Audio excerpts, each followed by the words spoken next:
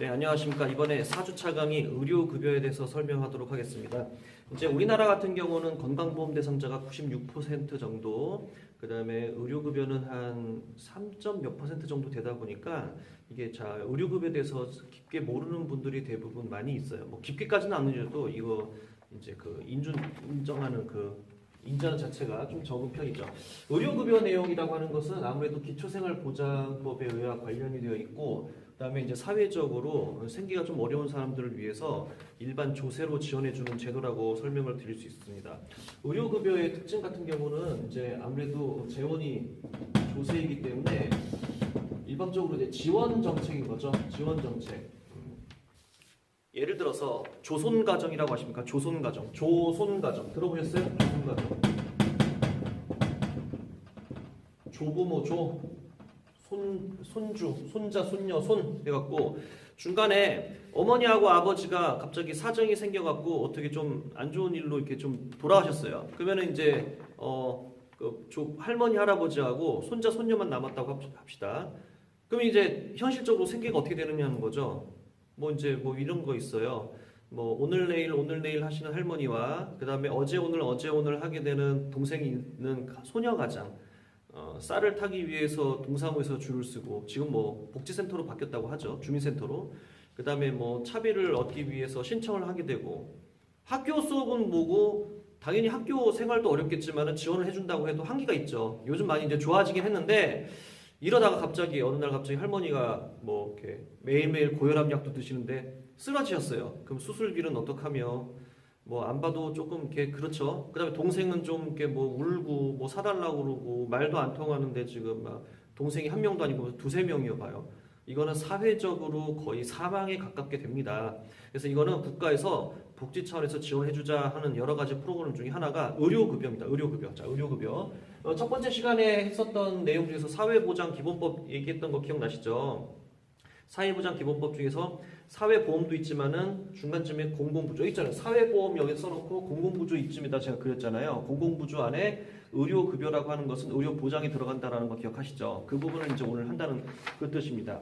그래서 이런 의료급여는 보통 의료급여는 건강보험하고 비교를 많이 하는데 근데 지난주에도 했지만은 특성을 봤을 때는 여기는 공공부조에 속하고 여기는 사회보험에 속합니다. 사회보험의 특징은 뭐라고 했었어요? 강제가입이라고 제가 누누이 강조했죠. 강제가입. 그 다음에 공공부조는 강제가입이고 아니고 자산조사를 통해서 자기가 증명해야 돼요. 나도 의료급여 받고 싶어요. 그렇게 말로 하는 게 아니라 의료급여의 이제 자격 조건이 되는지 불명예가 좀 따르긴 하지만은 그래도 도움을 받아야 되기 때문에 의료급여 대상자라고 하게 되면 자산조사를 통해서 공공부조 속하는 프로그램에 들어가고요. 대상은 저소득층.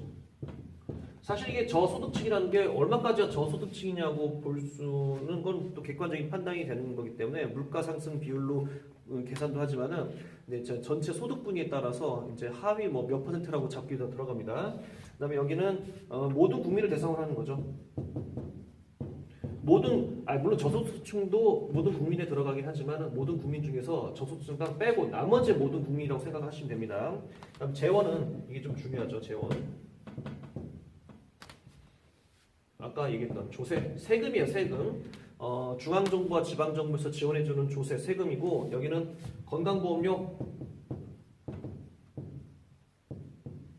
매달 납부하죠. 직장가입자와 지역가입자를 나뉘어서 매달 납부하는 내용들. 그 다음에 운영은 누가 하는가? 운영 주체. 운영 주체는 여기는 보장기관이라고 해요. 보장기관.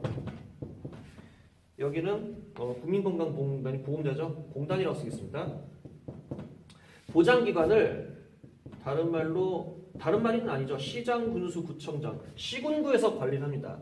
보장기관이라는 게 무슨 뜻이냐면 그 재원을 지니고 있다가 그 다음에 필요시에 지원을 해줄 수 있는 관리기구를 말하는 거죠. 운영을 누가 하느냐? 보장기관. 다른 말로 시, 군, 구에서 한다 라고 하고 건강보험은 국민건강보험공단이 보험자에서 한다 라고 생각을 하시면 되겠습니다. 그 다음에 증명서가 있어요. 여러분들 의료기관에 또는 약국에 내원할 때 원칙적으로 무엇을 내야 된다? 건강보험증이죠. 여기는 뭐겠습니까? 의료급여증. 잘 기억해요. 사실 뭐 누가 건강보험증 다니고 계십니까? 우리 학생들 중에서 갖고 다녀요? 저도 안 갖고 다녀요. 그래서 신분증으로 가름할 수 있다고 법이 바뀌긴 했어요. 사실 신분증 없어도 상관은 없습니다. 인터넷으로 다 조회가 되기 때문에 자 그래서 이제 그래도 우리는 의료급여증을 지니고 있어야 된다, 소지해야 된다, 건강보험증을 소지해야 된다고 전공자니까 알고 계셨으면 좋겠고요.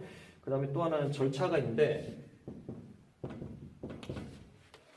우리 다들 그래요. 우리나라는 진료 절차가 어떻게 됩니까? 3단계라고 그래요. 아닙니다. 2단계입니다. 의료급여 관련된 건 3단계고요. 이거를 그림을 좀 그리면 여기가 의료급여 할게요. 이 건강보험 2단계라고 하는 것은 그거예요. 상급종합병원이 아닌 곳에서 상급종합병원으로 가면 그걸로 끝이에요. 이렇게 2단계라는 거죠. 1단계, 2단계. 그렇죠? 여러분들 예를 들어 가까운 의료기관 이제 예문을 들어볼까요? 여기 일산백병원은 몇 차입니까? 일산백병원. 대부분 2차임 3차라고 아니에요. 한 번에 가도 돼요. 감기 환자가 살짝 다쳐서 그냥 배 아파서 한 번에 받아줍니다. 의료급여기관은 1단계, 2단계, 3단계예요. 1단계는 어디냐면은 의원급, 여기는 병원급, 여기는 상급종합병원급. 병원, 종합병원에 쓸게요. 어려워. 가끔 이렇게 문서에 나와 있고 책에도 나와 있는데 어려워하시더라고요. 여기는 간단해요. 상급종합병원이 아닌 곳에서 상급종합병원으로 가면 한마디로 여기 전부 다 이렇게 상급종합병원이 아닌 곳이기 때문에 1단계와 2단계고 1단계와 2단계고 건강보험 대상자는요. 그 다음에 의료급여 대상자는 1단계, 2단계, 3단계로 한다. 이렇게 됩니다. 건강보험 먼저 해볼게요. 여러분들 제가 이제 수업 시간에도 많이 이제 연습을 시키긴 하는데 국민건강보험법에 의해서 건강보험증을 소지하고 요양기관에 내원을 할 때 상급종합병원이 아닌 곳에서 1차 요양급여를 받고 상급종합병원에서 2차 요양급여를 받는다. 그러다가 받을 때 요양급여 의뢰서를 소지하고 내원한다. 내원해서 2차 요양급여를 받는다. 그러다가 좀 좋아지거나 퇴원 직전까지 가게 되면은 1차 요양급여를 받을 수 있다. 이렇게 들어갑니다. 요거 한번 고대로 해볼게요. 무슨 법에 의해서?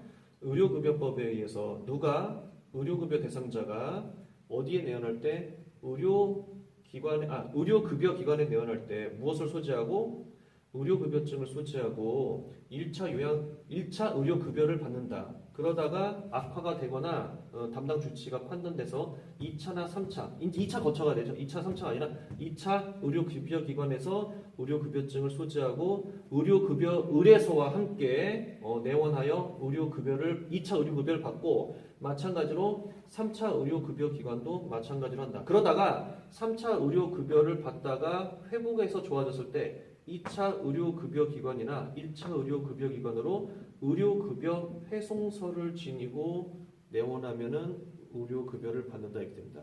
많이 어려우시죠? 뭐 이렇게 리플레이 다시 들어보셔도 되긴 합니다.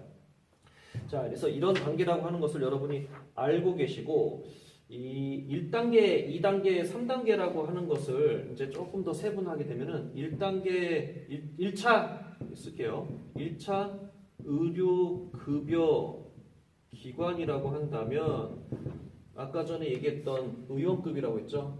의원급. 사실 이제 2학년 2학기 의료법에서도 세분해서 배우긴 하는데 의원급은 의원, 치과의원, 한의원, 조산원을 얘기를 하는 거고 그 다음에 이제 약국, 한국희귀, 필수의약품센터 그리고 보건소, 보건지소, 보건의료원 그리고 보건진료소를 얘기합니다. 이것이 1차 의료급여기관이고 2차 의료급여기관은 이제 여기 법명에는 뭐라고 되어 있냐면은 시도지사로부터 허가받은 의료기관이라고 되어 있는데 여기는 누구냐면은 병원은 누굴 말하냐면 일반 병원도 있지만 무엇을 포함하냐면 치과병원, 한방병원, 요양병원도 말합니다.